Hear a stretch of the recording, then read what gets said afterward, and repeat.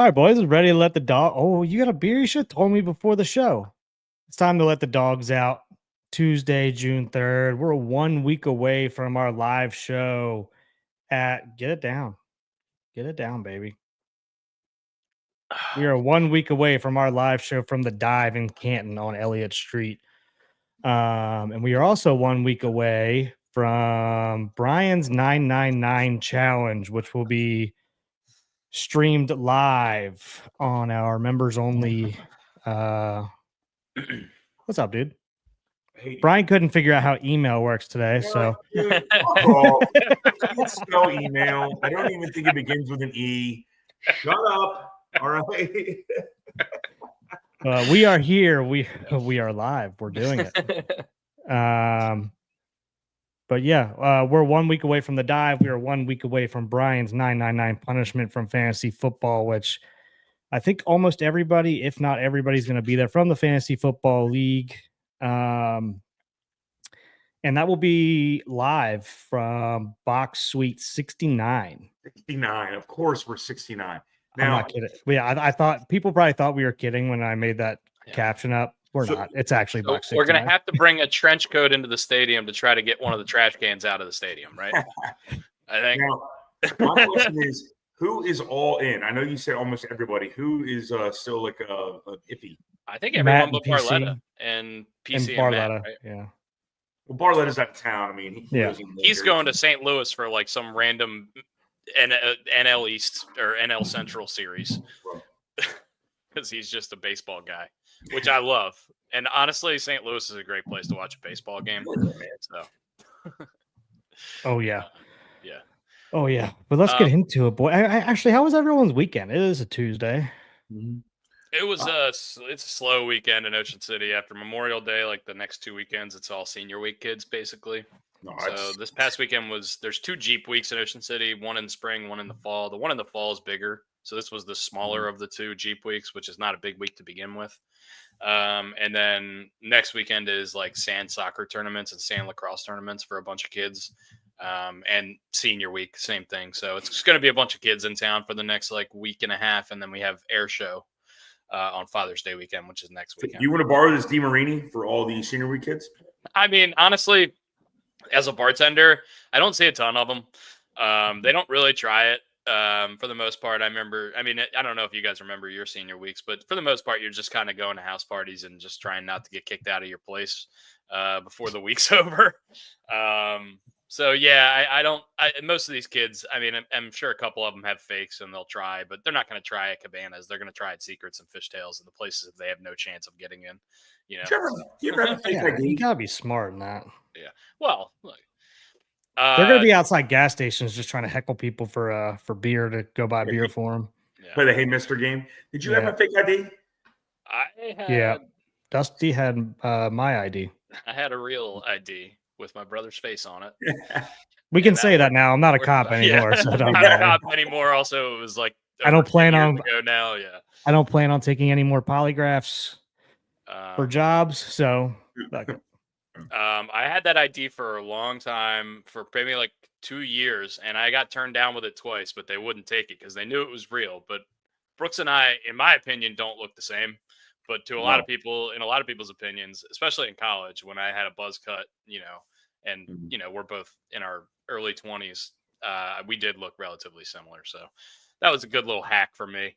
But it worked. Yeah, pretty much. It was close enough, and all the information on it was easy for him to remember. So yeah, yeah, exactly. That was the hardest part when they questioned address and birthday. Yeah.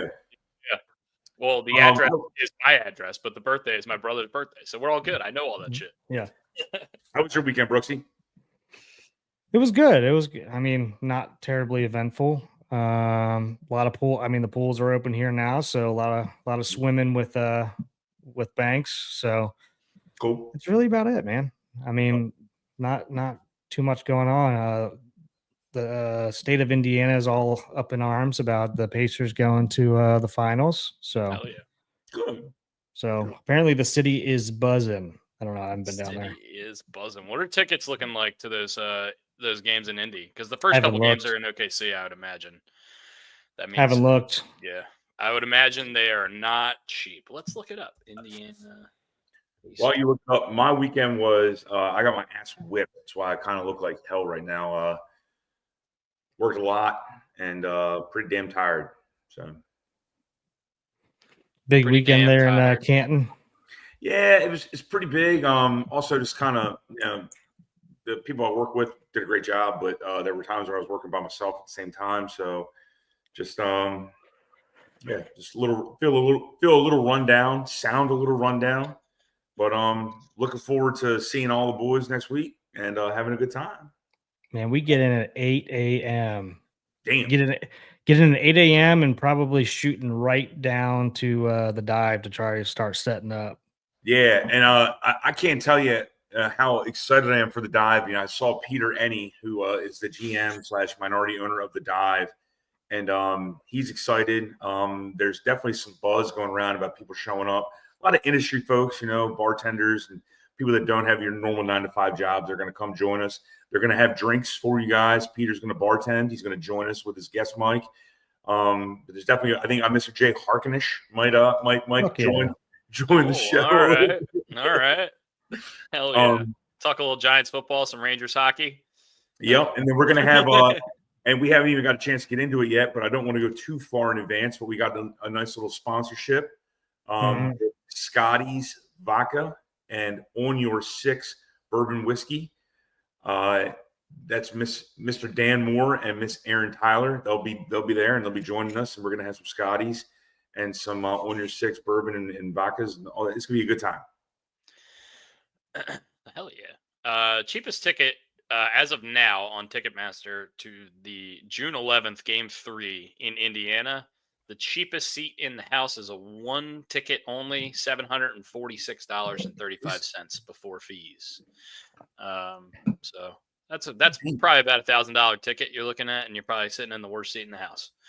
And you're going to be at Glansburg.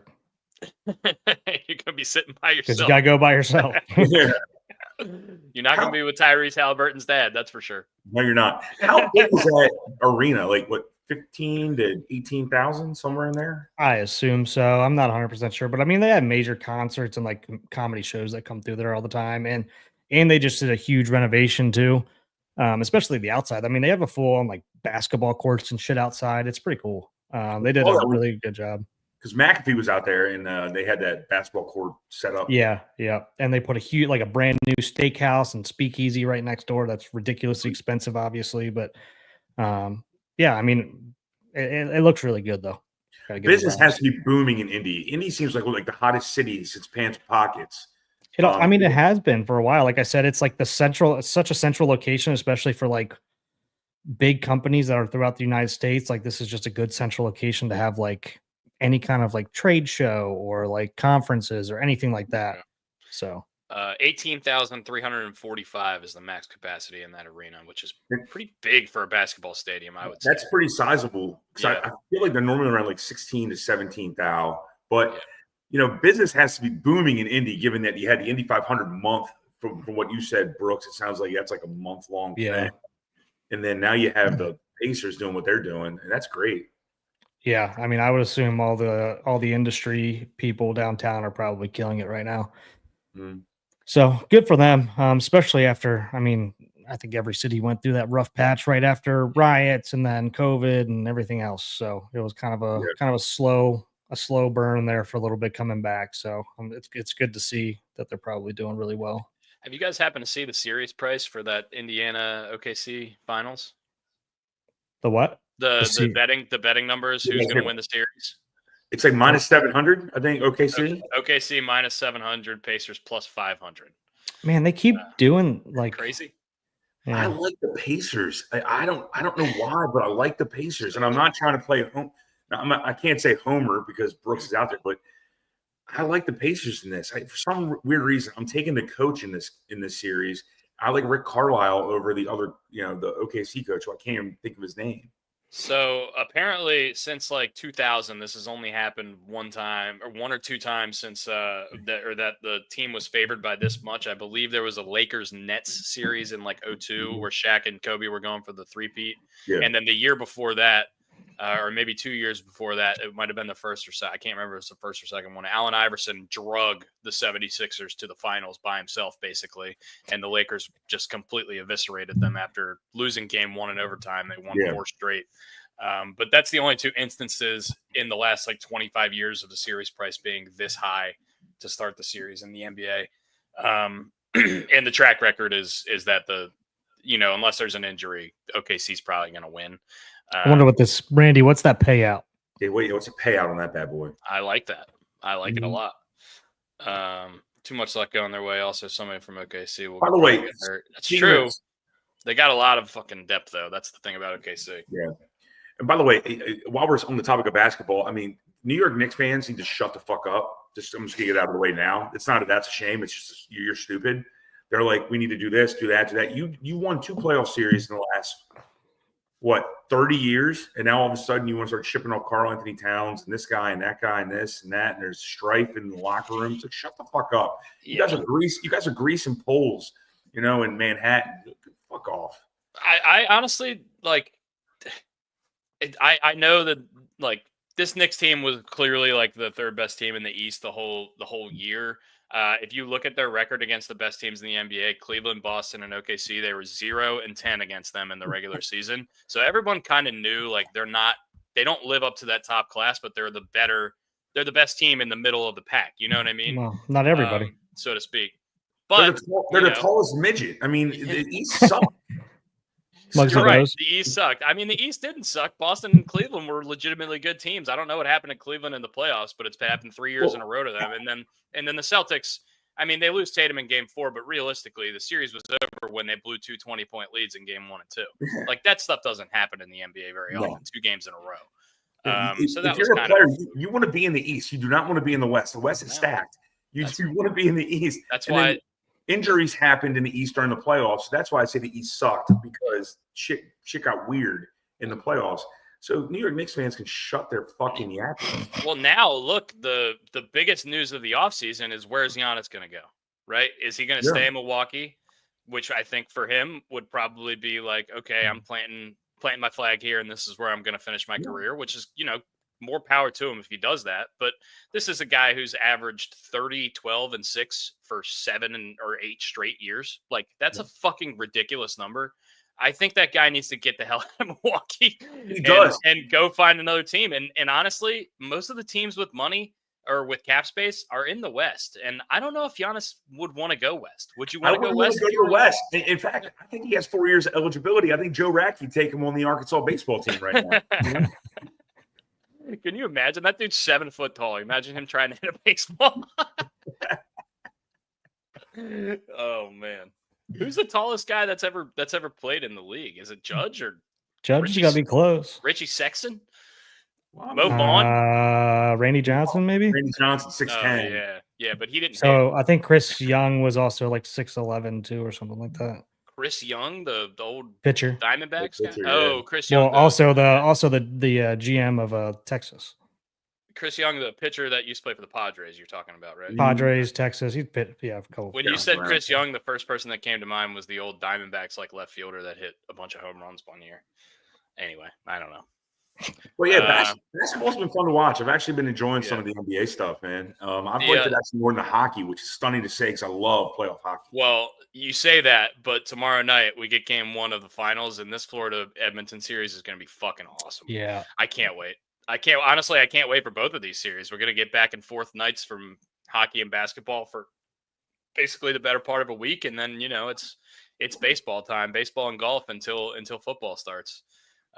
Which I love baseball. We love baseball. On I feel like the whole hockey country is pulling for Edmonton. You think so? I don't know. I feel like everybody wants McJesus to win.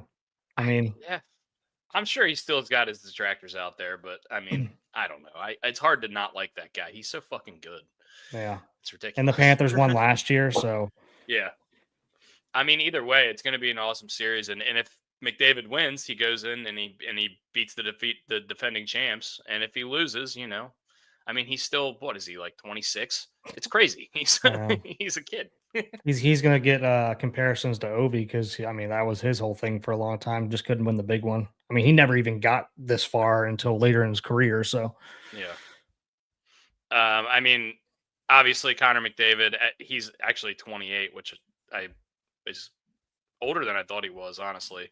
But I mean, already probably a Hall of Famer, 7-time All-Star, 3-time MVP, 5-time Ross Trophy, 4-time Pearson Trophy, won the Rocket, won the Conn Smythe.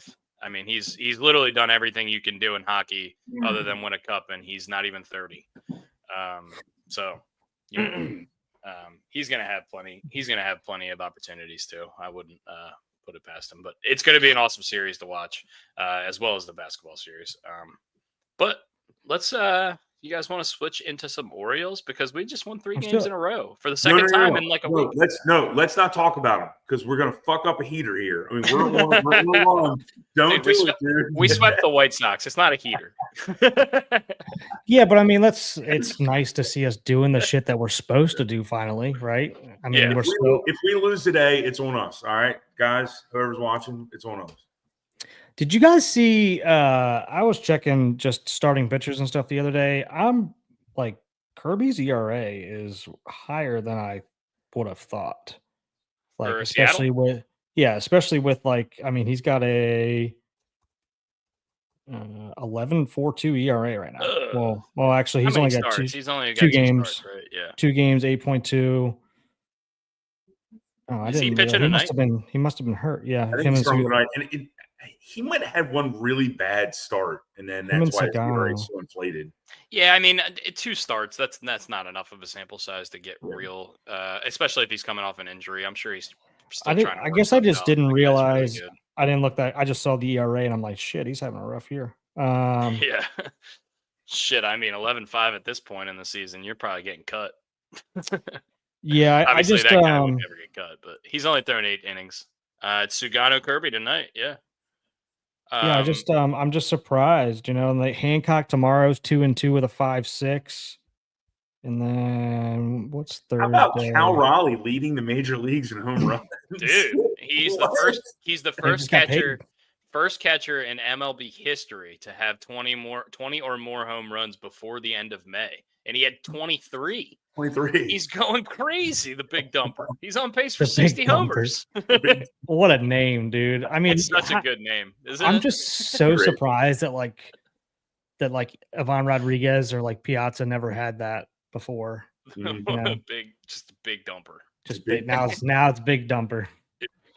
Great, man. I remember like earlier in the season we were talking about him, or maybe before the season we were doing our previews, and Brian's like, "Why is his name Big Dumper? He's just got a huge ass." I was like, "Yeah, that's it. Literally." Yeah, look at Miles, huge ass. Look at my neighbor, the accountant, huge ass, probably a great golfer. I'm gonna take a right turn from the left-hand lane. I just got a text from a buddy of mine who just got some help, and I haven't heard from him in a week and a half, and very, very, very happy right now. Very happy. Good. And this is men's mental health awareness month. Kelly's calling me. I'll play right back. Or I'll be right back. Good. Get out of here. See ya. Hold on. Gotta remove him from the stage. All right. But yeah, I mean, we sweep the White Sox. I know everyone, well, not everyone, but there's a lot of people saying, yeah, it's just the White Sox. But it's like, yeah, okay, we were supposed to do this, but it's nice to actually see us finally doing stuff we're supposed to do. Yeah, you're right. Offense still isn't there.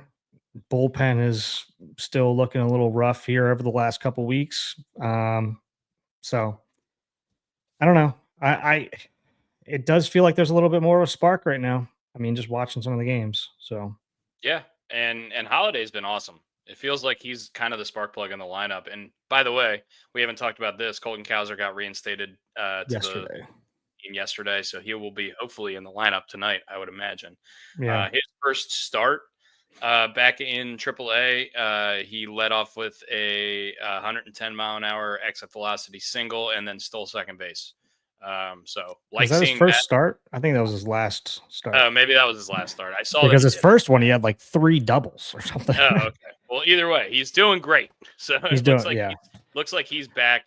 I think minor league baseball's Instagram account posted a picture of him and like his stats, which like since he's been on his rehab assignment, which are ridiculous. He's like, yeah, we think he's healthy and ready. like trying to say, like, get him out of here. Who's this? Minor league baseball's Instagram account posted like Colton Cowser's like his rehab numbers. And he's like, yeah, we think he's healthy. Get him out of here. Oh man. Which is awesome. Yeah, and also Jordan Westberg was reassigned to AAA the same day as Colton Cowser, so I would imagine we'll see him back in the lineup at some point this week. He's been doing some DHing, right? I think he's been DHing mostly. Yeah, I'm kind of wondering. I'm wondering if they're gonna wait until like seriously. I mean, wait until they get back for Detroit when we have Brian's 999, just so he doesn't have to travel out there. Yeah, and honestly, even if he can come up just as a DH just for like a couple weeks, that would be cool with me because Ramon Urias has still been swinging the bat pretty well, and I'd like to see him keep getting at bats at third base. And obviously Gunnar and Holiday are locked in. Mounty's on the IL as well, so O'Hearn's going to be playing first and not DHing anyway. So I think it's as good a time as ever for Westy to come up and just have a week as a DH and give his his injury a little bit more time to heal. So just a thought. Also, we'll probably. What is Mounty's injury, by the way? I thought it was like a nagging issue, but I didn't. I saw it the other day and it kind of went out of my mind. I mean, obviously, I saw when they put him on the. I mean, it's only the 10-day IL, but I just never actually looked into what it was. Hamstring strain. Whatever you have said. Yeah, he's expected to return mid to late June. That's what it says. Wow, so that could be more severe than a couple. That's a couple weeks at least. Yeah, I mean that's hamstrings, right? And we haven't really gotten an update on Setties yet, have we? No, I don't think so. Maybe Pigtown knows, but I haven't heard anything. I don't think Pigtown's in here today. Not yet, at least. CWS talk. Yeah, we'll talk some CWS, we'll get there. Joe. We'll get there. We got to talk some O's first. Talk some O's. College baseball has been freaking awesome. Even the women's college World Series has been freaking awesome. Yeah, honestly, I watched most of that Texas Tech Oklahoma game yesterday. The softball game. It was fucking incredible. The girl pitching for Texas Tech, her ERA for the season was .89. She's led the NCAA in ERA 3 years in a row. She had legs like tree trunks. Speaking of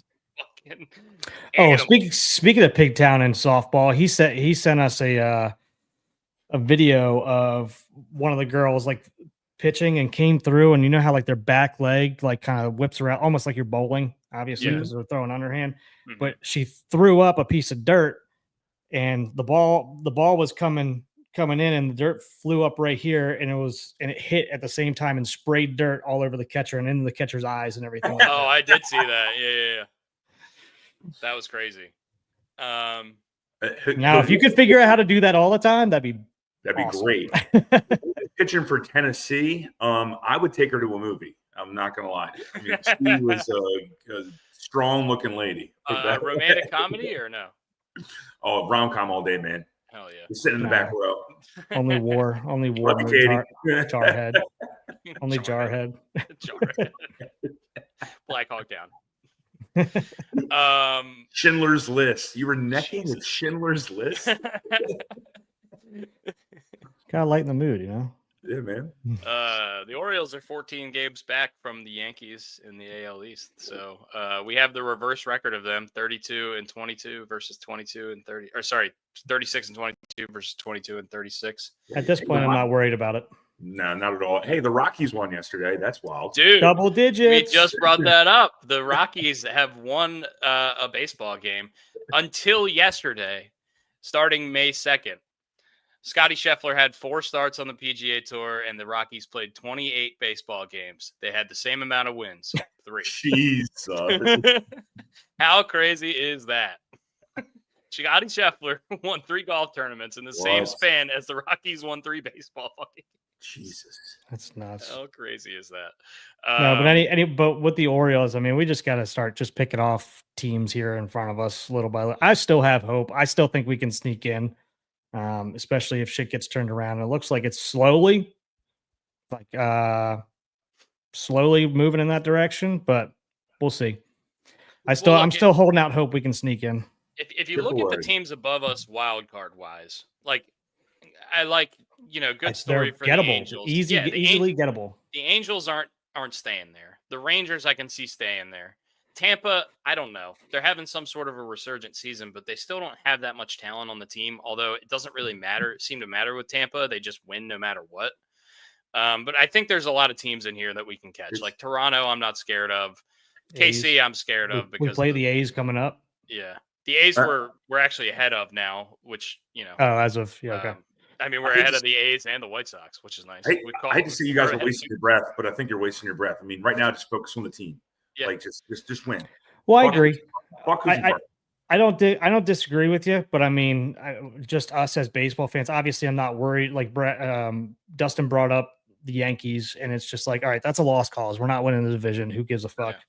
At this point, let's just see who's in front of us. We're starting to turn it around a little bit now. Let's just start chipping away and pick off one at a time and see if they can hang. Because I mean, a lot of people have said like nobody's ever done it with this record. It's like nobody's had this fucking roster either. Yeah. Like we have a great roster. We have a lot of talented people on the IL that are set to make their return. Now we'll see if they come back and play decently. And the guys that are there that are struggling turn it around. We've been saying this for a while, but I mean, if they do, they can quickly run up that list pretty easily because we've seen it. I mean, we've seen it all there. So, I mean, the old adage, it's win 2 out of 3. Just keep winning 2 out of 3. Win series, then we'll be fine. Keep winning the series. Try to get to somewhat of a respectable number by the All-Star break. I think that's really the goal at this point. And then, see if you can get hot in the second half. Last year we were super hot in the first half and cooled down in the second half. Maybe it's the reverse split this year. We'll see. See the Diamondbacks 2 years ago. I mean, that's the best comparison I could probably have. And this roster's way better. Yeah. Mm-hmm. See the Pacers this year. The Pacers started off the season 10-16, and now they're in the NBA Finals. Mm-hmm.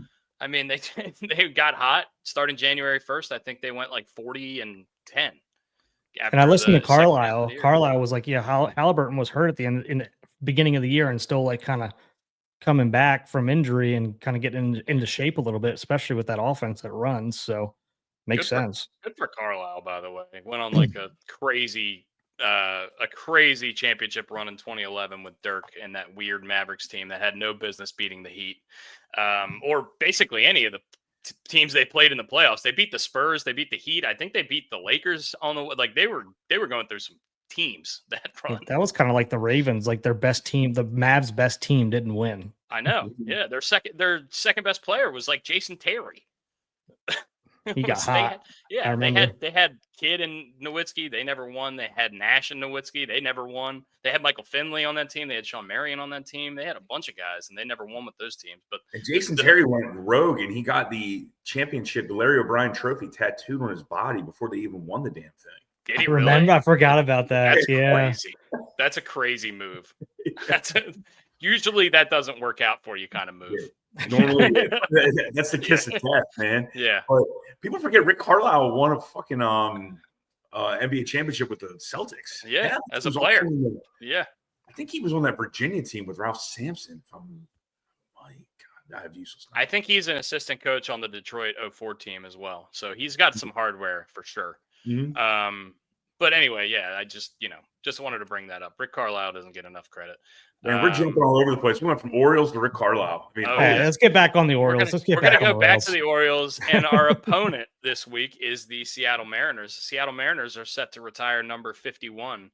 That was worn by both Ichiro Suzuki and the big unit Randy Johnson for the Seattle Mariners. What do we think about this? Obviously, two guys that are super deserving. But it's weird. I've never seen a jersey get retired for two players at the same time. Never seen that before. I think that this has got to be a first. Yeah, right. But it makes sense, right? Both players are deserving, correct? Mm-hmm. Do you agree? Yeah. Absolutely. Yeah. So, absolutely. Randy Johnson. I was watching watching a Randy Johnson documentary the other day, and how he came up with the Expos, and he had no idea where the hell the ball was going. And then he got traded for Mark Langston, I think. And I remember Harold Reynolds and Ken Griffey Jr. were on that same documentary, and they were talking about how, like, they go, This guy has no idea where the ball's going, but he's really tall. And he throws really hard. 102 miles an hour. And he kills birds. Yeah. Going in, I mean, so you're saying we're going into Seattle here. I mean, they're 32-26 leading the AL West. I don't think any of us saw that happening. I mean, I think we all were skeptical about their offense, and I think everybody kind of still probably is a little bit. But they're 4-6 in their last 10, and then we go from there to the Sacramento, the Sac Aths. They're 1-9 in their last 10. They've lost 7 straight. So they're Coloradoing. So this could be a good time to take advantage of some teams. Did you just make Colorado a verb? I did.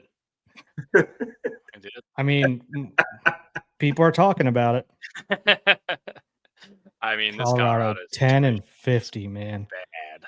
26 games back. So yeah, Seattle Athletics, and then we go back home to face the best team in the American League so far this season, the Detroit Tigers. And we do not avoid Scooble in that series. That's going to be Eflin versus Scooble. I was going to ask you, what's the projected starters, do you think, for the 999 challenge here? June 10th, Tuesday, June 10th, is Cade Povich versus Casey Mize. Casey Mize, former #1 overall prospect in baseball. I would love to go see Scooble pitch, but I mean, if Scooble pitches, we're not going to win. So. I mean, just because I just like watching the dude pitch, man. Yeah.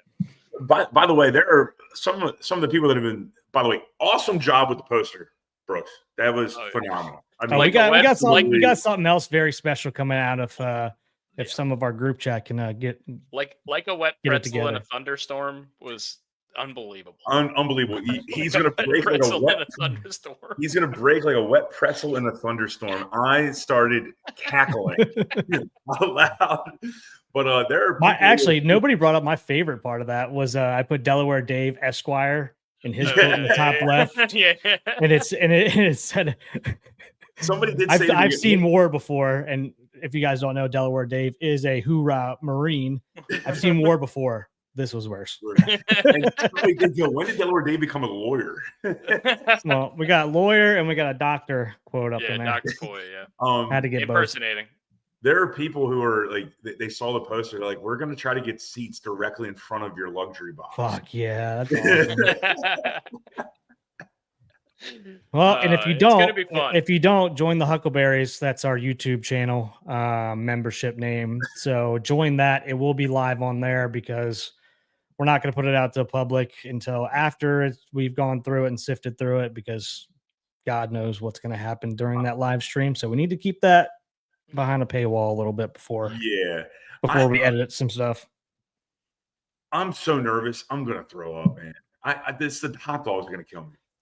We got to set like Have you ever attempted it yet? No, I've never done it. We got to set like something. And I think Drew's in charge of this right now of, cause he's the one who brought it up of, what's like the minimum going to be and what's kind of like, I guess the threshold of when your debt is paid. Okay, so like it's like it has to get to the fifth inning before like a rain delay game. Because it has to get to the fifth inning before it counts.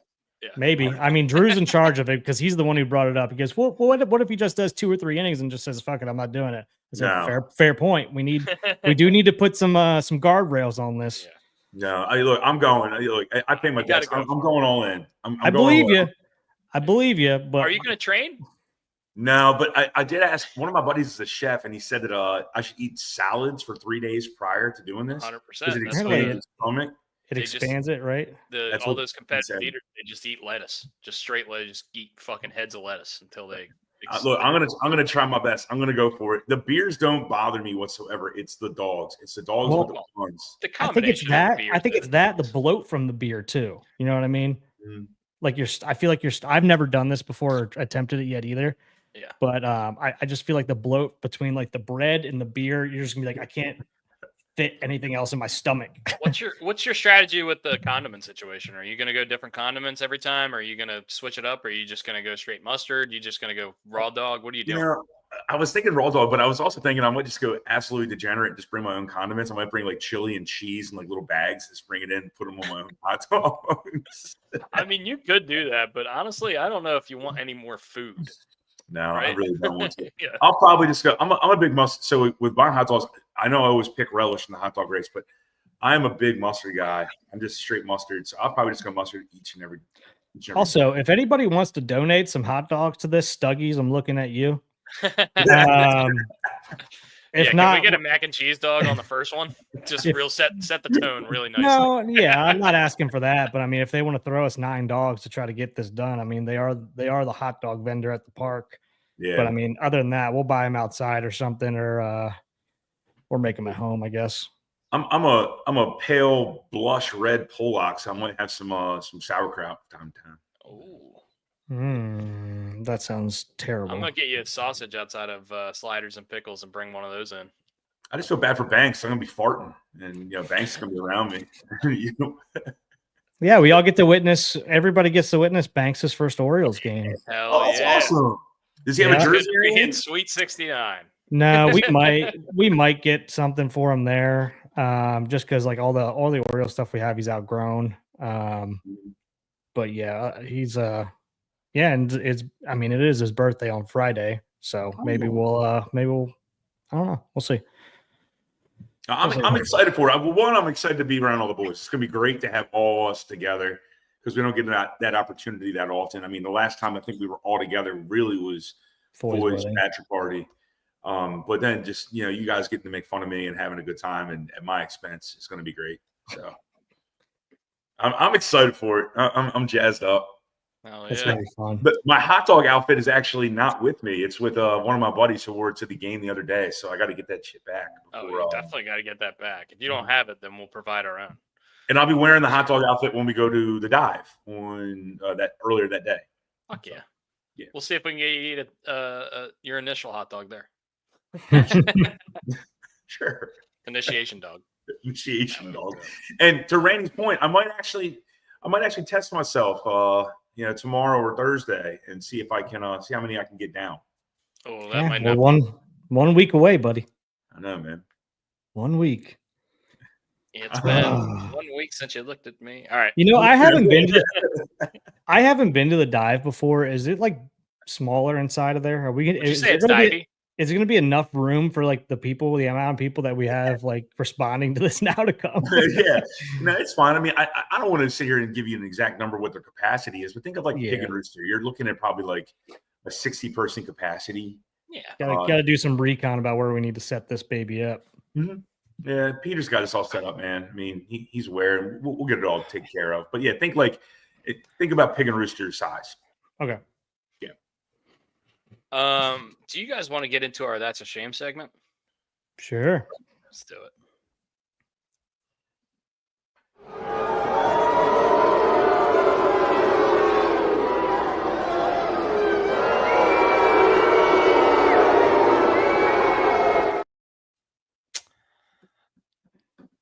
Welcome to your 30s, guys. I slept wrong the other night, and I literally could not turn my head left more than this for like the last 2 days. And today, finally, it feels good enough to go to about here. The last 2 days, I've been driving my car, and I have to turn my whole body to turn left to see if there's people coming. What? You're getting old when you get injured while you're asleep. That's all I had to say, and that's a shame for today. My that's a shame for the weekend is a gentleman came in on Sunday, and I've never met him before in my life. He's a friend of a friend, and he came in and no one talked to him. He just got completely naked in the bar. Just got completely nude. I mean, that's pretty awesome. How'd it look? That was not my that's awesome. It was.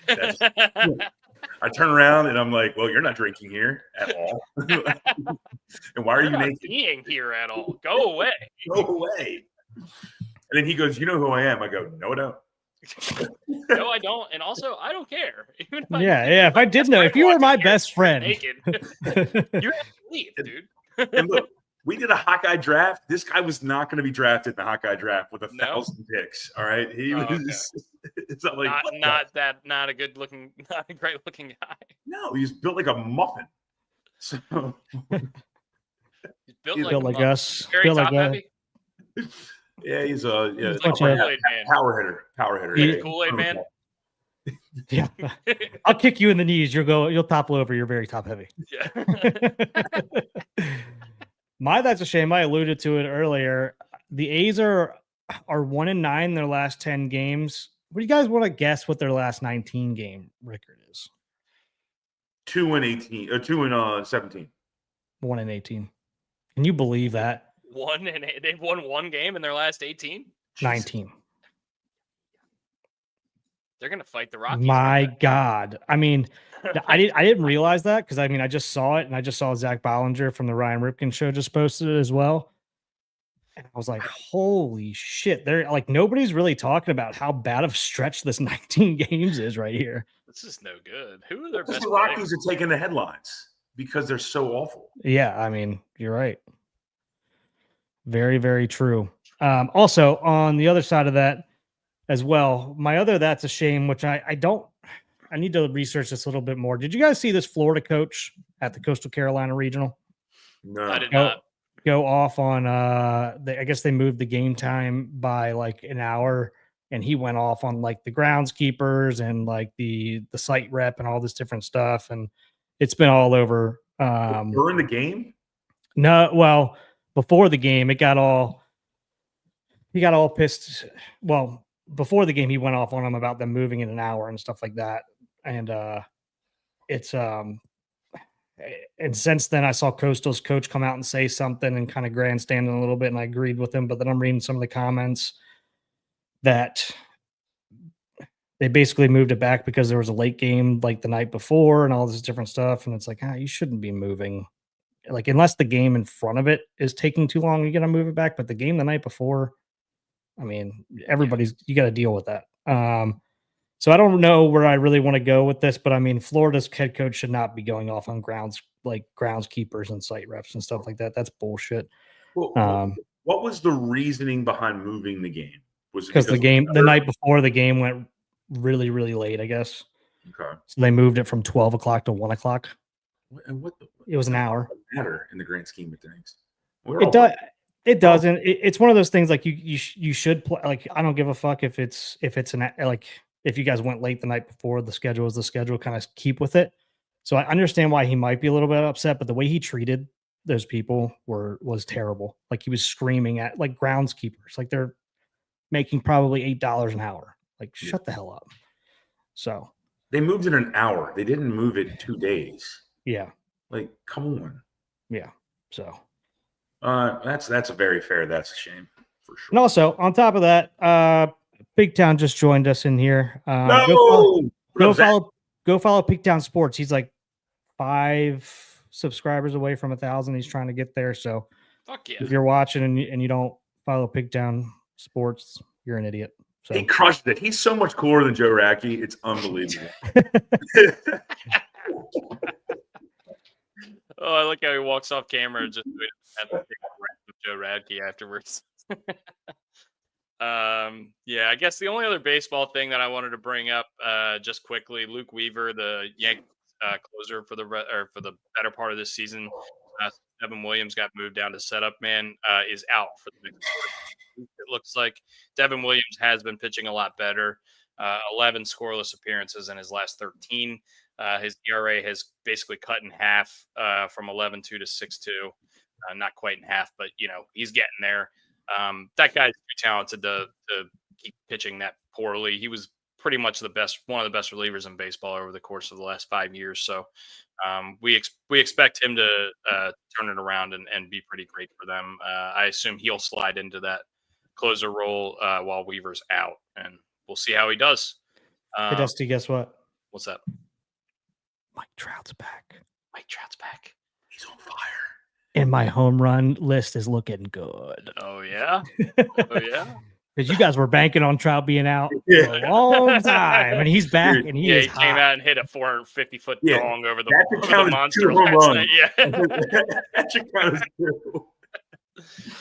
First time ever that a team has hit 3 straight home runs back to back to open a game in Fenway Park history. How crazy is that? That stadium's been there for like 100 million years. Yeah, especially with it being the Angels, the A's. The A's, Angels. Yeah, the Angels. The Angles. Other than that, let's get into. I had another. That's a shame.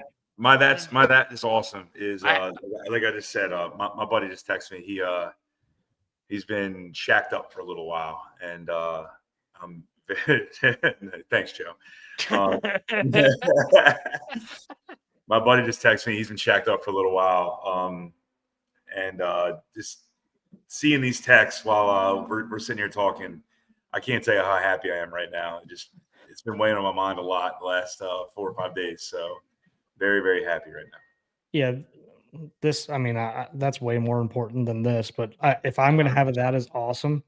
Charlie Morton getting 2 very good starts in a row and getting a standing ovation coming off the field from O's fans after he's been taking his lashings here for the first 8 weeks of the season from the Orioles fans and whoever else. Good for him, man. I was pumped for him. So, do we want to do a little College World Series talk? Yeah, for sure.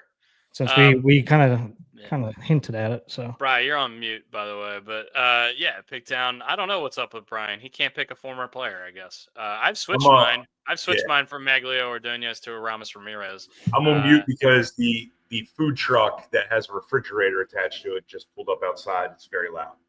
Okay, that's fine. So back to that's a shame. He wanted to give ECU more rest for their game, and the advantage was gone. Psych, there was a. So yeah, I guess so. There you go, Brian Rush. Yeah, going into Can you pull up the bracket by chance? I can. Going into the College World Series, I did see the number one overall seed in the College World Series was Vandy, who didn't even make it out of their regional. Actually, the first team in the history of college baseball to be the number 1 overall seed and not even make it to the regional final. They lost to Wright State. And I think they lost to somebody else. But that's pretty brutal for you to not get out of that bracket, because I saw it, and I think it was Wright State, like Chattanooga, and some other team. It wasn't a group of heavy hitters, that's for sure. And Wright Texas, State, team of destiny. And Texas, number 2 seed overall, didn't make it out of their regional. They didn't make it out either, right? Yeah, because they lost to who was losing to Wake yesterday? Tennessee, maybe. That was Tennessee. Yeah. But I know, like, and going to Joe, I'm not making fun of Joe on this one. Like, he was always saying, like, Texas and Arkansas were basically head to head as best teams in the country. So that's got to be a big win for, like, the Razorbacks, number 3 overall. Yeah, Texas got eliminated by UTSA, San Antonio. UTSA, are they the Road Runners? They're the Meeps. The Meeps. All right, I have a bracket, but I'm trying to get a printable one so we can get it all on one screen together. And here we go. It's just going to be a little. So what? Super regional start this weekend? Super regional should start, this weekend. Thursday, Friday, maybe. I didn't look at the schedule. I don't know how well you guys can see this. Probably not super great. Zoom in. Yeah. So this is what it's going to look like. We'll just go through it quickly. Louisville versus Miami, Florida State versus Oregon State, North Carolina, Arizona, Coastal and Auburn on that side of the bracket. The Chanticleers baseball team. They're good, man. 51-11. Dude, and they won what, 3 years ago? I think they won the Natty. A couple years ago. I would say it was a little bit longer than that. It's pre-COVID. Was it pre-COVID? Yeah, it was pre-COVID. Tennessee, Arkansas. This is going to be a huge matchup, especially for our pod here. I saw our buddy Dr. Foy post about West Virginia being a baseball school, upsetting that Clemson team in that regional has to play LSU. No, they upset Kentucky in that. Did they? Clemson was already out of it. Oh shit! Oh no, that's not true. I guess they had to play. I mean, Clemson they had to play each other at some point because it's a round robin, right? Yeah. Murray State. Murray State versus Duke. a couple of baseball schools there, and then the Meat Meeps are playing the UCLA Bruins. The Meat Meeps. UC Irvine. What was your UC Irvine's record? UC Irvine was 41-15. They're always good, man. Yeah. These were the top 16 teams going into the regionals. Obviously, a couple of them are not there. That being the top 2 teams on this list. Oregon State has a tie. What? Oregon State has a tie. It looks like Oregon State has a tie. I bet there was a rain out or something during the year, and they were like way into extras or something. They were just like, "Fuck it." Had to be right. That's the only thing I can think of. Who did Florida end up losing to? The Chanticleers? It was a 6-6 tie after 10 innings. It started raining after the 10th inning, and they didn't finish the game. Yeah, it was probably like a midweek game or something. Yeah, that makes sense. But yeah, anyway, that's what's going on in the college baseball. And they've been great. It's been great to watch. Like the probably like handful of games I've watched. It's been really, really, really exciting. Yeah, I mean, college baseball time is always like one of my favorite times. College baseball World Series. Even though my Marauders got bounced in the regionals this year, but did they? Yeah. Damn. But they lost to a team that they should have beat too. That they beat in the conference. Coastal on a 21-game win streak. Man. That's good stuff there. The Myrtle Beach Chanticleers. Pigtown. What's going on, man? What's going on? You got some faith in Tony Mansolino? I feel a pot of the face bet coming on right there for Pigtown. Yeah, I like that. Man. I like that for sure. And if he doesn't want to do it, I'll jump on that bandwagon because I'm still. I mean, I said it earlier in this podcast that I'm still on the bandwagon. I think they can sneak in with the teams that are in front of them just as long. Like I said, as long as we get healthy and we keep trending in the right direction, but we'll see. We got a pot of the face for Brooks, and if Pigtown's on board, you got a pot of the face too. 2 pots. I already did a pot of the face. Let's do something different. Oh, that's fine. We'll think of something different. Yeah, shower of shame. We'll like dip you in like clam chowder or something. Dunk it on your head. Clam chowder. I don't know, at least make it cream. Let's at least make it cream of crab. We'll keep it home. Keep it homeschool. Yeah. the Twitter beating would be worse than a pie to the face. Yeah. I don't disagree with you there. Brooks, did you know that there's a guy named Luis Matos that plays for the San Francisco Giants who just got optioned yesterday? I have seen a Matos recently. I didn't realize his first name was Luis though. Yeah, it's Luis Matos. Not as impactful a player as David Newhan, in my opinion, but I mean, he was supposed to be like the next thing. He was the guy. Him and Daniel Cabrera, who couldn't. Speaking of guys who couldn't hit the broadside of a barn with a pitch, I believe we let Gary Matthews Jr. walk because we thought Luis Matos was going to be that good. Gary Matthews Jr. still to this day has one of the greatest catches that you'll ever see on a baseball field. It rivals the Adam Jones robbery of Manny Machado in the World Baseball Classic, which is, I think, one of the most underrated. Oh my God, these names are great. Felix PA. Why does Felix PA have a T-shirt night? I'll never not think of that whenever I see his name, or Mike Scioscia's face when he got the triple for the cycle, and Scioscia didn't know he was going for the cycle, and he was like, "Why the fuck is he going crazy?" Wilson Betemeat, man, that's a guy. Was he on that same team as Pedro Alvarez? I feel like they were both left-handed bats coming off the bench in that team. Yeah, maybe. I believe so. Yeah, I believe so. Hold on, I'm looking up. I know. Surprisingly, Brian beat the dog shit out of us, but I want to see what the final scoring was. What is this for our draft? For our draft. So okay. You guys keep talking about whatever you're talking about. Well, before we get into our draft, I wanted to talk a little bit about golf. Brian, you're on mute. But how'd your bets do? The bets were looking honestly pretty good until Patrick Cantlay decided to take a shit down his leg at the end of the tournament. But I called the Sepp Straka thing. I unfortunately paired him with Max Homa, who I wanted to talk about a little bit later after this, who didn't have a great weekend at all. The Harris English Tommy Fleetwood bet worked out good. Harris English is just an auto bet for the top 20 spot at this point. That guy is in the top 20 of every tournament, and he's no chance to win any of them. He is the new Charles Howell III. But yeah, I love the golf tournament this weekend. I love when the winning score is around -10 because it feels like watching golf as a kid. That's what it was like.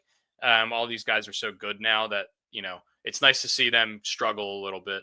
And even the best players in the world, like Denny McCarthy, looked like he was a shoo-in for a top 20 this week and then made a snowman on the second hole on Sunday, and then he was out of it. It's just tough to come back from that kind of thing, especially on a course that this hard as Jack's place. And Jack likes to make it as hard as possible because he's an old school golf guy like I am. But Scotty Scheffler, I mean, the whole beginning half of the season, we're talking about Rory McIlroy. He won at Pebble. He won the Players. He won the Masters.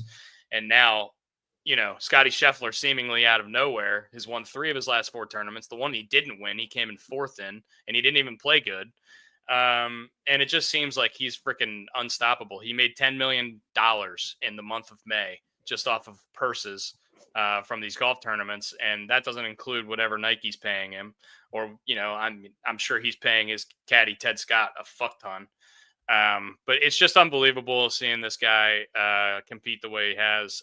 It was really nice seeing my boy Nick Taylor on the top of the leaderboard at certain points this weekend. Brian was probably rooting really hard against him. When you sent me that fucking text, I wanted to throw my phone in the harbor. I just sent Brian the text. Did you see who's winning the golf tournament? I didn't even say his name. I just put 5 Canadian flags on there. I can only imagine my face got red as hell. Like, damn you. But yeah, I like what Jack said. I mean, I know a lot of people probably didn't like this, but he's speaking his mind, and he's an old man at this point, so this is what he's going to do. He basically said after the tournament, he was just like, Scheffler played it perfectly. He was like, he had a couple stroke lead. He knew these guys. He was like, Ben Griffin's a nice player. Nick Taylor's a nice player. Sepp Straka's a nice player. But Scotty knows these dudes aren't in his class. All he has to do is play his game and not make mistakes and just realize that these other guys are going to make the mistakes. And this is now 9 straight golf tournaments where Scotty's had a 54-hole lead that he has won. So this is Tiger Woods kind of stuff we're talking about. Why were people mad about that statement? Well, just because I think it came off as Jack discounting the rest of the guys on tour in comparison to Scotty. He was fucking right. He is right, 100%. He is 100% right. And honestly, if I was one of those guys, I'd be like, yeah, if Scotty's playing great, you're not going to beat him. You're just not. But it's just, the way he said it, I don't think it came off as great as it could have. But I don't think he meant it as a slight to those guys. He more meant it as a compliment to Scotty, not a slight to those guys. But I don't think it came off that way to everyone. What's scary about Scotty Scheffler to me is Tiger Woods started tinkering with his swing at one point or another, almost like he got bored of winning. I know that is a very asinine statement. Scotty Scheffler seems like a guy who's just going to keep doing exactly what he's doing, not tinker with anything. It's a smooth swing. It's Freddie Couples with distance. And this is scary, and this is getting Tiger-esque. Mm-hmm. I think Tiger was tinkering just because he kind of saw the writing on the wall with like injury starting to mount up. He was trying to take some stress off his back or something. It was stress off his back and his knees is what he was really trying to do. Because his early golf swing. But he was also just he's Victor Hovland's like this now, and Ricky Fowler we've seen do a lot of tinkering with his swing. Some of these guys are just kind of perfectionists. Yeah, some of these guys are like just kind of perfectionists. Like Ricky Fowler, I always say this, but Ricky Fowler came in top 5 in all 4 majors one year, which has been done by like 3 people in the history of golf. And then the next year he came out with a completely different swing. And that's when his career tanked for a couple of years because he was just trying too hard. Sometimes you just have to realize you're not going to be perfect every time. But some of these guys, the way that their brain is wired is that they have to be perfect every time. And I respect that about them. But also you have to have some sort of, you have to have some sort of inner voice saying like, all right, I'm going to get there. Let's just keep doing this thing. But then you look at a guy like Tommy Fleetwood, who's got 40 top 10s on American soil and 0 wins. And you're just like, well, shit, maybe I should change my swing. I'm never going to win. I don't know. It's cool. It's going to be awesome at Oakmont. Apparently, Adam Scott and 2 weeks. Apparently Adam Scott and Rory took a trip to Oakmont together, and they were like, this place is gonna fucking eat people alive. Well, our buddy Chuck Haley is going to be out there for it, so we might need to get him on the show to talk about it. But apparently they both, one of them shot even par, and one of them was +3 or something. It's in Pittsburgh, right? Or it's outside of Pittsburgh. Yeah, it's outside of Pittsburgh. Like I said, I played it once. And apparently, like they were showing pictures, they grew out all the rough. Yeah, have you seen the pictures of the rough? It looks bad. Yeah, it's a gorgeous course. Like you want to be like, not as a golfer, but you want to like hang out in the bunker. The Churchview bunkers are freaking unbelievable. They're gorgeous. Sure. Yeah, I mean, I think that's been Randy. That's been the whole thing on Scotty, that he's just kind of white bread. I mean, he's just boring. I mean, we saw it a little bit when he won his last major, but I think that's what makes him good, man. He's so even keel. I don't know. I enjoy watching him play. And then also Randy has Homa in here carrying his own bag in that US qualifier. We were talking about that beforehand. Was that's pretty wild. It sucks for Homa because this is the first major he's not going to be playing in since I think 2019, something like that he's not qualified for. How's he not qualified? Because he's been bad for a year and a half. And this is what happens in the golf now. It's not, the top guys are not always in. And honestly, if he would have had a good week this week, like Ricky Fowler had a top 10 this week and qualified for the US Open with that top 10. Homa on Friday was in the top 5 of the golf tournament. And then he shot a 75 and then he shot a 77 or something like that. Like he played his way out of it. And then, you know, the longest day in golf, him and his caddy, his new caddy, because he just split with Joe Greiner, who's now on Colin Morikawa's bag, who helped Justin Thomas win the RBC Heritage a couple months ago. He just split with his new caddy, so he had to carry his own bag for 36 holes, longest day in golf, trying to qualify for the U.S. Open. Reminds me of Tin Cup. Yeah, and Cam Young ends up winning that last spot in like a 5-man playoff. Cam Young, who we thought, you know, was the rookie of the year in the PGA a couple years ago, sponsored by the MLB, so we like him. And hits bombs. We thought he was going to be a great golfer, was really competitive in the major for a couple years, and then just kind of fell off the face of the planet, just like these guys do. It's pretty crazy. Wow. You know who I forgot about until the other day? Matt Wolff. Yeah. He's still just fell off the planet. Well, he went to live. I didn't know that. Yeah. He's on Bubba Watson's team. The only reason I know that is because Liv had Bubba Watson was here last week or 2 weeks ago, doing some press stuff for the Live event that's coming to Westfield here. But I was like, oh shit, I was wondering where Matt Wolff went. But apparently he's there and he's still like super young, man. Like he can come back to the tour and figure out a way to win again, because I remember he was really good there for a while and then just mentally lost it for whatever reason.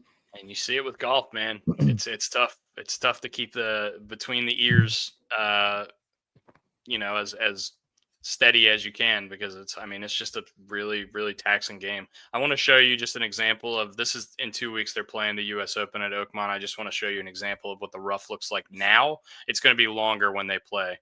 But you'll see it when he pans down here. This is what the rough looks like. Can't see the golf ball there.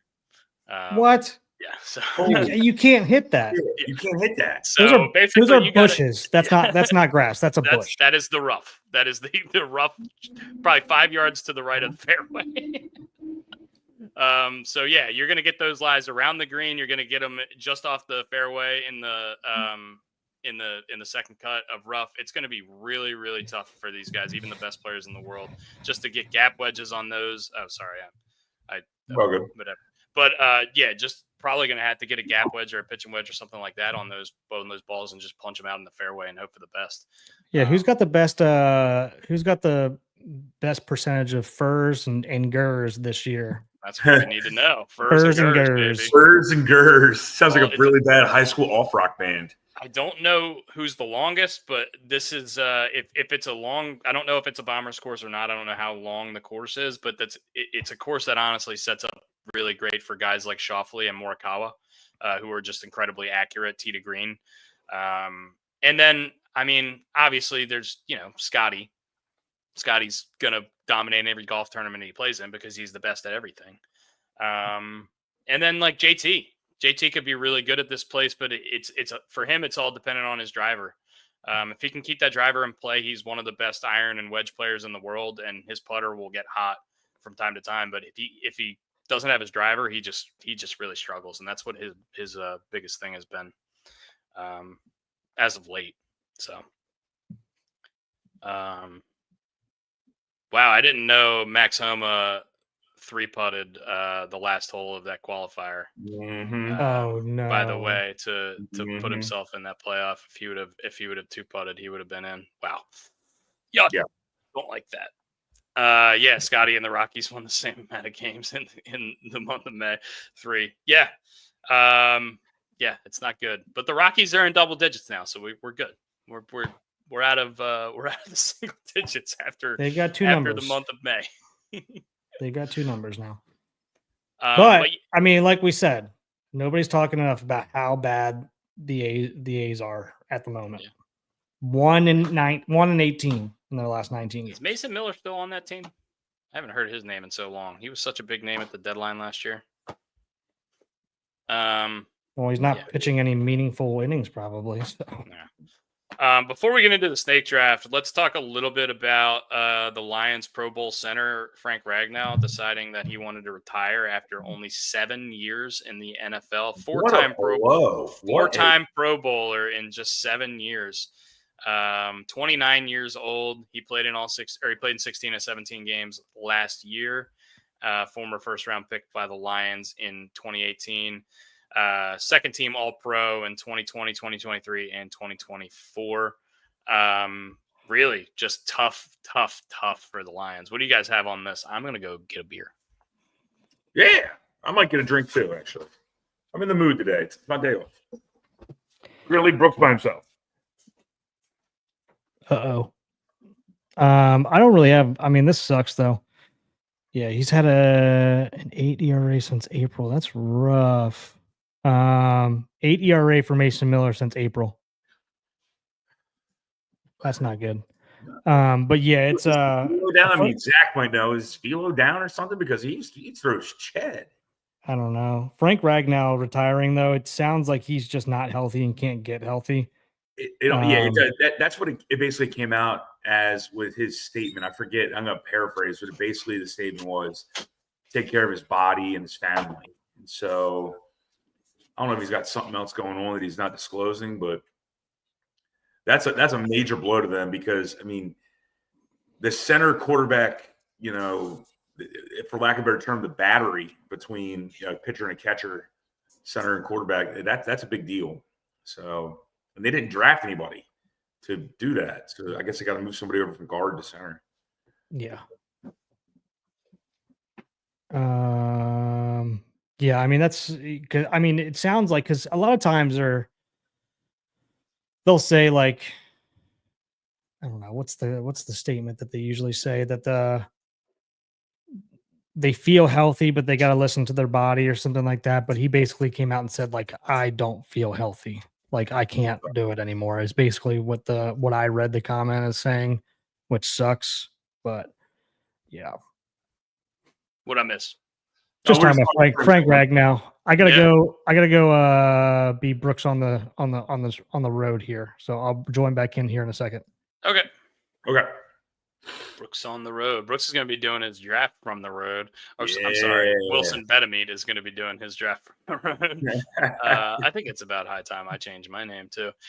Brian, has anybody given a little teaser of what we're doing as our snake draft today?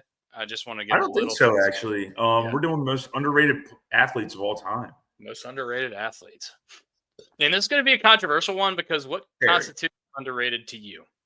Very. I always contend that Tim Duncan is the most underrated player in basketball history, but the dude won 5 titles, and a lot of people think he's one of the best players ever.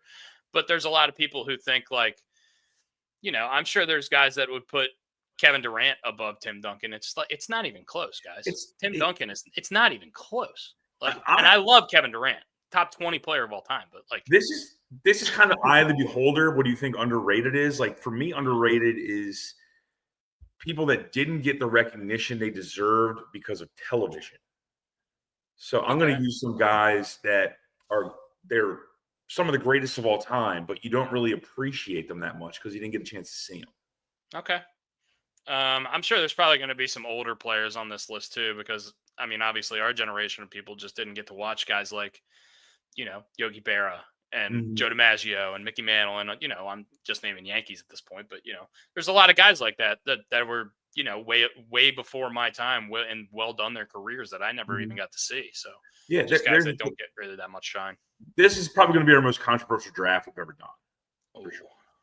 Yeah, it's either this one or the only one we never posted was the career redo one, because we used guys that had passed away, and I think that was kind of stupid. We should have just disallowed that.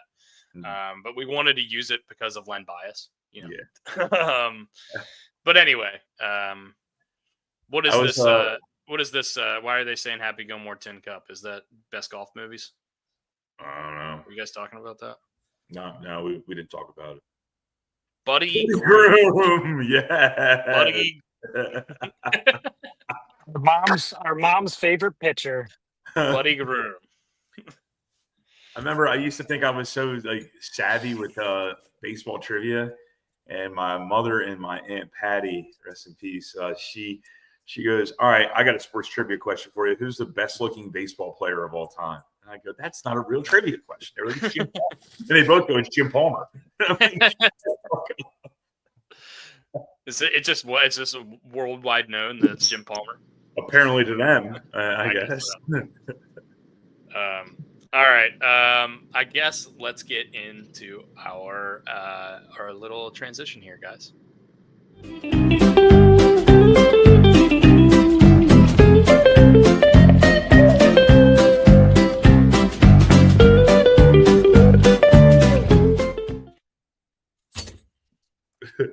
Cheers, guys. Whoa, there you go, buddy. Well done. I have one too, but I can't drink it. I can't drink and drive, they say. You're not allowed. That's against the law, buddy. Not supposed to. Yeah. Wow. But they say you can't drink and drive. They say you can't drink while driving, right? Hey, do you ever play drunk driver in the Mario Kart? Mario Kart? You have literally no idea. Let's just say Dustin and I played a lot of that. It's probably my favorite video game. You can't have the controller in your hand while you're drinking. It's awesome. So I'll tell you this story, and honestly, I don't know if this should go in That's a Shame or That Was Awesome. But oh no, I'm nervous. We did not know. I think we're the people who invented this. I don't know if we are. I'm sure we're not probably the first people who tried it. Maybe we're not. But in college, we had an N64, my N64, Brooks and I's N64 growing up. I took it to college with me, and we had Super Smash and Mario Kart and all those games that we play each other all the time. Mario Party, we would get home from the bars and play a 50-turn Mario Party game that would take like 4.5 hours. Sure. But anyway, we had this thing. Drunk driving, obviously, is a popular game. Mario Kart, obviously, you start the race. You can't drive and drink at the same time, but you got to finish your beer by the end of the race, and whoever wins, wins. We decided that there's 16 races in the game. We decided we were going to try to do all of them. See how long it would take.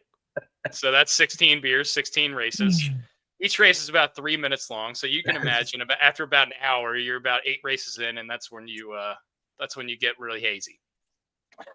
The 8th race is called Choco Mountain.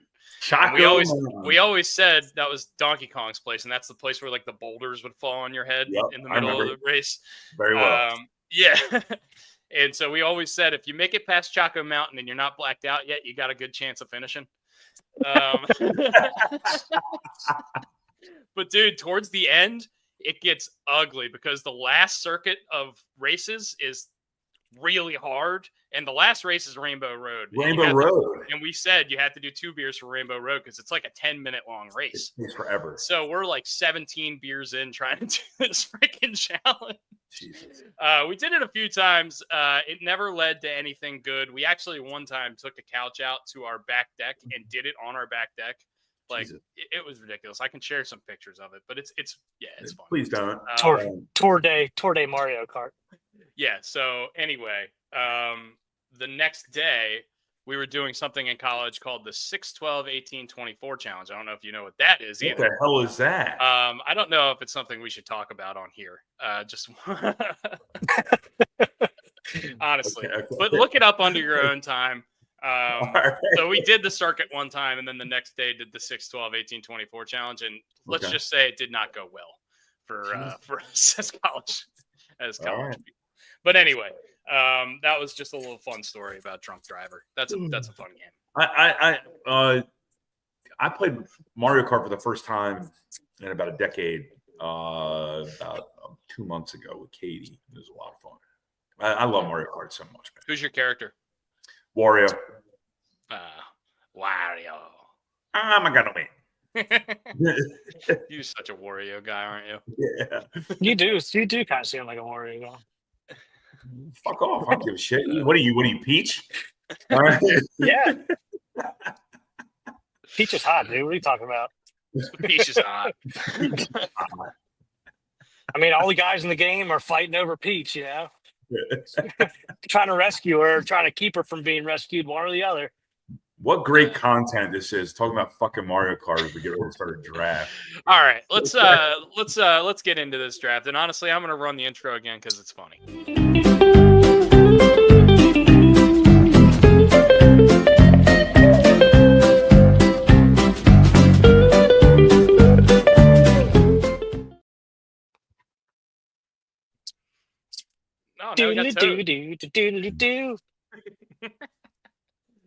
All right, Brian, you whooped our asses in that NBA draft, I believe. I need to. He did not. He did in because I put the poll up twice. He whooped our ass in the second poll, but when I added them all up, Dustin won by 1. Oh, okay. Let's go. He won by 1. Hell yeah. And then obviously Brian was second, and I could have swore I was going to win this one, but I am on a cold streak like no other. All right, so Dusty, what do you want? I didn't even research. I'm not even researching this one because I just need to change something. Yeah, I haven't researched this at all either. So I'm going cold turkey. I've hardly researched this, but I've got a lot of names that I like here. Mm-hmm. So I'm just gonna go ahead and I'm gonna go third. Because I don't know if there's a clear cut number 1 here. Who came in second? Brooks? Me. Brian, you want to go first or second? I'll go first, actually. Okay. Brian's going first, which means Brooks is going second. Brian, who is the most underrated athlete of all time? Once again, it's going to be very controversial because it's eye the beholder in regards to what do you think underrated means. I think people that did not get a chance to be on television. So, for example, I'm going to use like Michael Jordan got so much look because television got hot and then he became a shoe icon. So with my first overall pick for most underrated athlete of all time, I'm going to go Kareem Abdul-Jabbar. You didn't really get a chance to see him when he played in Milwaukee, or maybe it was Minnesota. I can't remember. That's my point right there. Whoever his first team was, no one really paid attention to it until he went to the Lakers. Mm-hmm. So I'm going Kareem Abdul-Jabbar, even though he's one of the greatest basketball players of all time. I mean, I still think to this day he gets underrated in these like GOAT conversations. It's always just Jordan and LeBron. I think he should be in that conversation 100%. So I don't disagree with you at all. It's tough to say because he's clearly a top guy, but yeah, once again, this is going to be a pretty controversial list. You're going to have a wide range of outcomes here. So, Brooks, who's the number 2 most underrated athlete of all time? Yeah, I'm kind of like on the same lines with Brian. I'm gonna mix here a little bit. Like I'm gonna mix my favorite underrated athletes of all time that I think should have gotten more love. Also, the ones that I feel like don't get talked about enough as in some of the greatest of all time conversations that should. So my number 1 that should get talked about a lot more is Stan Musial. Never gets much love at all. You never hear his name unless you're in St. Louis or in the Midwest. I mean, Stan the man. Yeah, Stan the man. I think that's a great answer. Honestly, I don't disagree with that at all. I think we can all say that he's one of the best of all time, but I just don't think his name when you talk about old players rarely gets brought up. Yes, yeah, I agree. Concur. I am gonna go with 2 in a row here. I'm gonna go 1 basketball, 1 football. My number 1 here is gonna be Scottie Pippen. I think Scottie Pippen's one of the most underrated athletes ever. When you talk about those like top 20 guys in the NBA, obviously Jordan gets all the love. Even Rodman gets a ton of the love. Pippen's kind of the odd man out in those conversations a lot. And this is just clearly one of the best perimeter defensive players that's ever played in the NBA, as well as 20 plus points a game. So, and we can give Joe Radkin some love here at Central Arkansas, baby. Ooh, all right, there we go. Central Arkansas. Damn, you and your random college knowledge is ridiculous, man. And I would never guess that. Honestly, a guy I don't think gets a ton of credit. Just for when I was a kid, was clearly, if not the best. Don't you do it? One of the best receivers in the NFL. I'm taking Marvin Harrison Jr. I feel like now when we talk about the greatest, you mean Marvin Harrison? Senior. Marvin Harrison Senior. Sorry, Marvin Harrison Senior, not Junior. I'm taking Marvin Harrison. I think when we talk about the best receivers of all time, obviously we talk about Moss, we talk about Rice, we talk about Terrell Owens. This guy was a fucking animal for how long, and he leads in so many categories. Outside of Jerry Rice owns every receiving category that's fathomable. But outside of touchdowns, Marvin Harrison is in the top 5 in every single one of those categories, and I feel like people do not talk about him enough. And I think there's a lot of receivers that you could slot in here. I think there's a couple of Greatest Show on Turf guys that may get drafted in this draft. And I thought about those guys, but honestly, nobody talks about Marvin Harrison anymore, other than the fact that his son's in the league. That guy was a fucking animal. Mm-hmm. I agree. Brooks. I'm going to take him because I thought you might accidentally take him here. So I'm not even going to let him fall any further, just in case. One of my favorite, most underrated baseball players of all time growing up was Michael Young. Oh, yes. Answer. That's such a good great answer, because that's a guy I was 100% going to take. And I should have known. As soon as you started talking last time on your last pick, I was like, you better fucking not. I love that answer. That guy was just overshadowed by a lot of great shortstops in his generation. And he played a ton of infield positions, but just a guy who hit 300 for however many years in a row. And people just didn't talk about him because there was other guys that were better than him at the time. Amazing defense as well at every position that he played. Yeah, I love that. That's a great answer. I'm going to go with two guys. One, Doug Flutie. Flutie. Dude just performed wherever he went. And he got benched in a playoff game after getting them to the playoffs for Rob Johnson. Fuck off. What? Who the fuck is Rob Johnson? Well, the guy who lost the playoff game for the Bills. That's who he is. And then I'm going to take another quarterback. Frank Reich, I think, was a decent quarterback. And Frank Reich? Yeah. Well, he led the biggest comeback of all time until he was coaching the team that gave up he got fired before they gave up the biggest comeback of all time. When Jeff Saturday took over. Yeah. So he was a great quarterback, and he just did not. And he's a Maryland boy too. Come on, Gary Williams stole my lawn furniture. We got to get a Maryland. Hey man, I like it. I like it a lot. All right, Brooks, who you got? I'm going to go back to basketball here, and this was just somebody that I was thinking about the other day that nobody talks about a ton. And the greatest of all time basketball players, Moses Malone. Yes. I 100% agree with this too. Yeah. Moses is super overshadowed in history just because Karl Malone, for stats wise, outperformed him. But if you go back and look at the weight he was carrying for those teams, I totally agree with you. I think that's a great answer. Mm-hmm. I'm gonna go to women's tennis here for a second here. Venus Williams, overshadowed by her sister, won 7 Grand Slams as a tennis star. People don't talk about Venus Williams at all, hardly, other than the fact that she's Serena's sister. I mean, 7 Grand Slams is nothing to shake a stick at. No, so I'm gonna she was more known for those beads in her hair when she was a teenager. Yeah. So I'm going to take Venus. I'm going to take Venus here. And then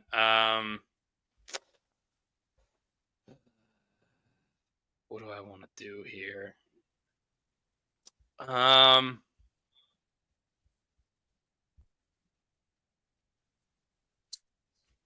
Should I take it? Should I take an Oriole great?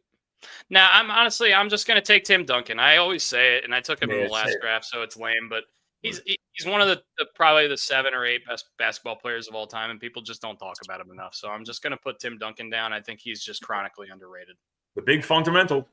Big fundamental. Not fun to watch, but probably one of the most fun teammates you could ever have on a basketball court. Super unselfish, just a guy that was, if he was on the court, you were going to win 50 games. So yeah. Brooks, you get another one here. I'm gonna go with I mentioned him probably about a month or so back. Super underrated and started his career late before he kind of took over. Jamal Lewis's backup, Priest Holmes. Wow. All right. I like that. Priest Holmes. Great call. Jamal Lewis's backup. Where did Priest Holmes go to college?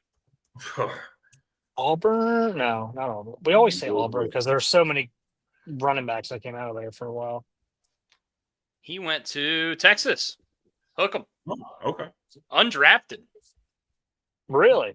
Undrafted out of Texas. 3-time first-team All-Pro. That's surprising. Yeah. That's fucking awesome.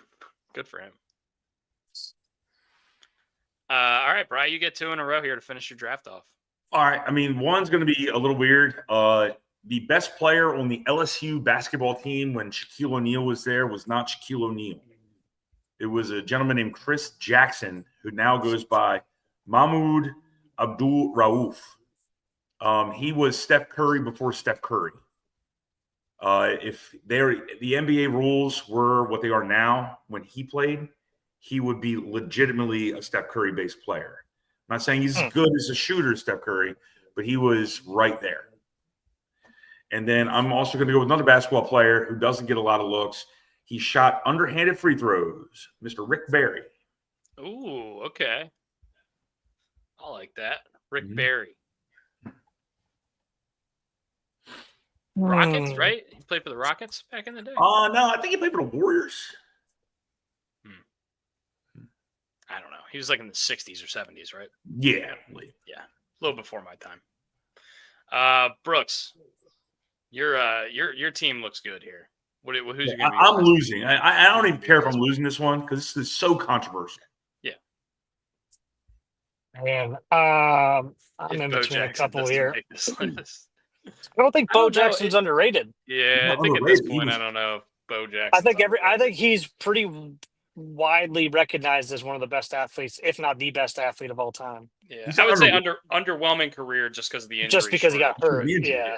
He's not underrated whatsoever. He just, I mean, he was a flash in the pan, and then that's it. It stinks. I have a really good last pick, and I really hope Brooks doesn't take it.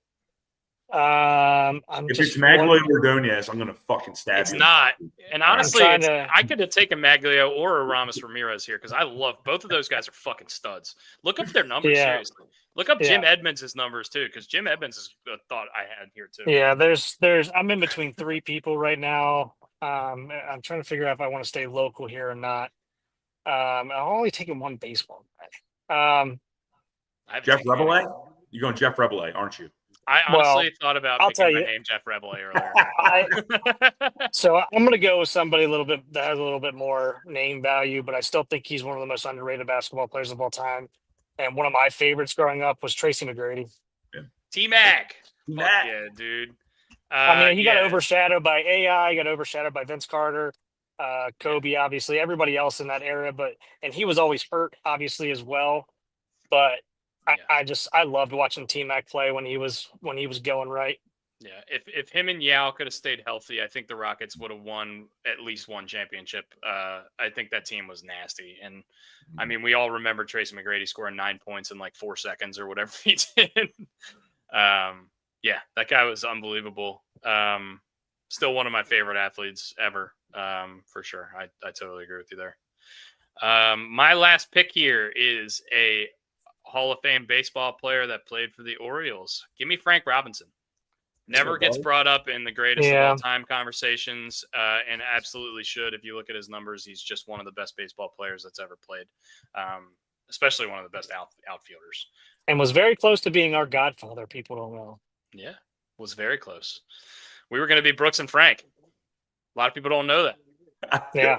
Were you really? You're going to be named Frank? Yeah. If Dustin's name was Frank Robinson was going to be our godfather. Yep. But yeah, we were going to be Brooks and Frank. And then my mom was just like, all right, we got Brooks. We're not doing Frank.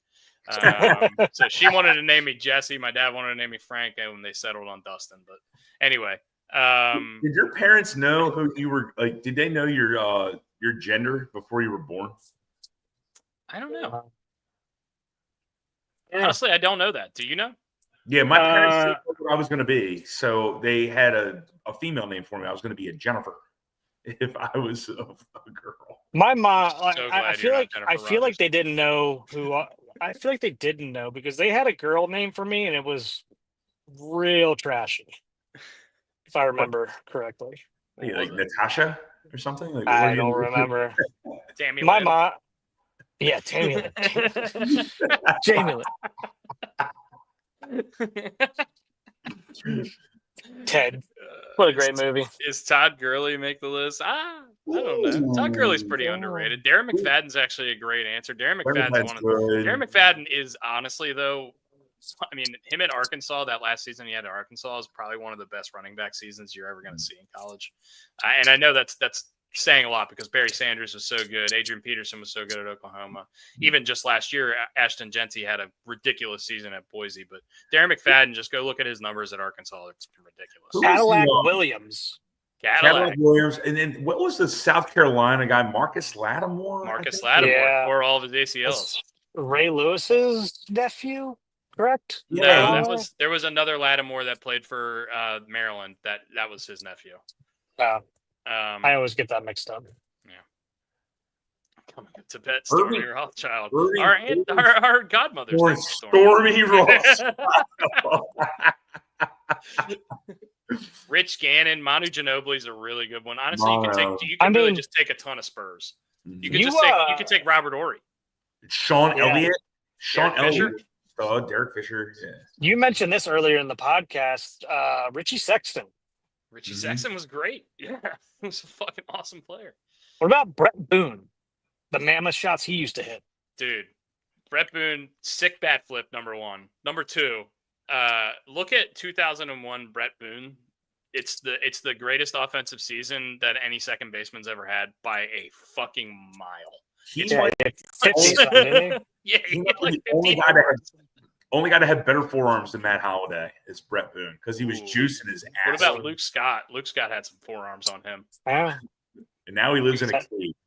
He probably lives in a forest chopping down trees. And Jay Gibbons. I would say Jay Gibbons is in that argument as well. Well, that's true. Yeah, a lot of those dudes back in the day. And people forget one of my other underrated players that I almost brought up. Brian Roberts has some nice forearms on him. Some nice. Ryan Sandberg's a good. Ryan Sandberg's a really good answer here. I like that. I was going to say Steve Garvey. Steve Garvey is not in the Hall of Fame. I have no idea why. I don't understand. Another one, Ernie Banks and Andrew Cub. Jones. Andrew Jones should be in the Hall of Fame, 100%. Yes. Anytime we get a chance to bring up Andrew Jones, I do. Yeah. Same thing with Jim Edmonds. I mean, just like dude had 400 plus homers and is one of the best defensive center fielders I've ever seen, and made like huge catches in playoff games and hit huge home runs in playoff games to win World Series. Like, I just think that guy should be talked about a little bit more. I got to bounce real quick. I'll see you, dude. Good man. See you, buddy. See you, buddy. Garrett Anderson. Remember Garrett Anderson? Garrett Anderson was really good for a long time. Yeah. I love glue guys like your David Ecksteins of the world and your Skip Schumachers, and those are guys you need on your squad. Mm-hmm. What about some local guys that you think of when you think of underrated, like Baltimore guys or underrated Terps guys or stuff like that, like Byron Mouton? Yeah, Byron Mouton, such a glue guy. Sugar Shane Mosley always going to come into my mind. Yeah. Obviously, Steve Blake overshadowed by Lonnie Baxter and Juan Dixon. But then ended up having the best NBA career out of all of them. Mm-hmm. Yeah. Quadri Ishmael, Brandon Stokely, Brandon Stokely's a great answer. Yeah, just think about those specific moments where you needed that dude. Yeah. Dennis Pitta, for God's sakes. There was a guy we had for a couple of years named Tandon Doss. He was number 17, and he would get every first down, and he would go like this. Yep. I remember he did a tackle or something like that. And he was drafted because Joe Flacco wanted him. Yeah, I remember that. So I'm trying to think of other guys that are like local heroes. Michael Campanaro. Michael Campanaro, give me a break, dude. Yeah. Give me a break. But what about like the 2000s team, like Dwayne Starks? That's a guy people don't talk about from that team. Michael McCrary, people don't talk about that guy. Kim Herring. Kim Herring came up big in a bunch of Kelly Gregg, a guy you mistakenly took for Kevin Gregg the other week. Hell yeah, man. BJ Ryan, really good closer for us for a couple of years. I like that guy. BJ Ryan. I remember that name forever. Delman Young. Well, yeah, no. Probably the best Oriole moment of all time. Markakis. Markakis is a pretty underrated athlete, I would say. The guy's really consistent for a long time. Nick the Stick was great, man. And there's so many underrated guys because they don't have the flash, they don't have the moxie, like the whatever you call it, whatever They don't have the Fernando Tatis like flashy, kind of like your eyes kind of gets drawn to him kind of thing. Yeah. Scott Rowland. Those are my favorite guys. I love under the radar guys like that. I dig it. Scott Rowland was another one of those guys, but Hall of Famer. So Ed Hartwell, like Edgerrin Hartwell was great. He a Terp, I believe, right? Isn't Ed Hartwell a Terp? I think so. I think he's a Terp. I could be wrong about that, but I thought he was a Terp. Nah, Western Illinois. I'm wrong. Who played for the Terp? Somebody. Any other quarterbacks that come to mind? I know a lot when I'm looking at these lists online, a lot of people say Matt Ryan. I don't agree with that. I think that guy was just all right. Honestly, for me, wow, I can't believe I didn't take Phil Rivers. Wow, that was a real big miss on my part. He's going to go to the Hall of Fame. He's probably going to be like a fifth ballot, but he's going to go to the Hall of Fame. I'm really sad. Wow, I wish I could change one for Phil Rivers. Just throw in an honorary Phil. The story that Eli Manning talks about with Phillip Rivers, because obviously they were drafted in the same draft, but then flipped. Yeah.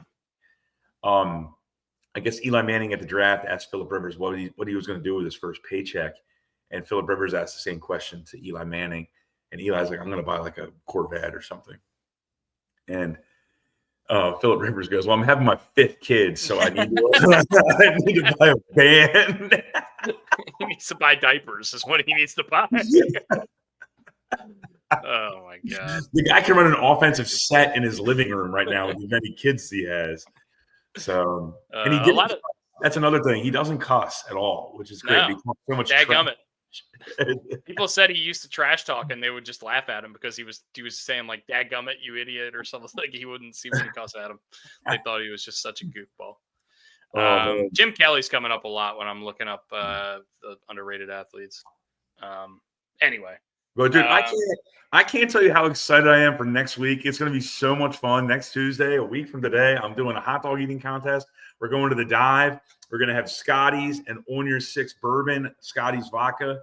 Aaron Tyler's going to be there. Dan Moore. We're going to get stupid. It's going to be fun as hell. It's going to be a great day for all the boys. Hell yeah. It's going to be awesome. Come check it out. A week from today, June 10th, live at the dive. We're going to be going live at 11. You guys can come in. There's going to be a bartender. There won't be food. But if you guys want to come in and get some drinks and, interact with us, while we do the pod. Mm-hmm. And then, obviously later that night, Brian's going to be doing the hot dog thing, at the yard. And we're going to be in Suite 69. So if you can find some seats next to Suite 69, that's where we're going to be. We'll yell at you. We'll have some fun. And we'll try to have some beers, or just, be able to talk to whoever we can. So what's the deal here? We bought the suite and then we have excess cash to buy booze, or we just like, honestly, that's a Drew question. I don't really know. I think we have the suite. I don't think we got the booze and the food package because I think they're like crazy. But honestly, I'm not super worried about that. Everyone can go out and get their own beers and stuff. And here's another question I have, and this is for the group, I guess, but I'm going to do it live here with us. Am I buying the dogs? Are we buying the dogs in the park, or are we buying the dogs like that stand outside of Pickles and all that stuff?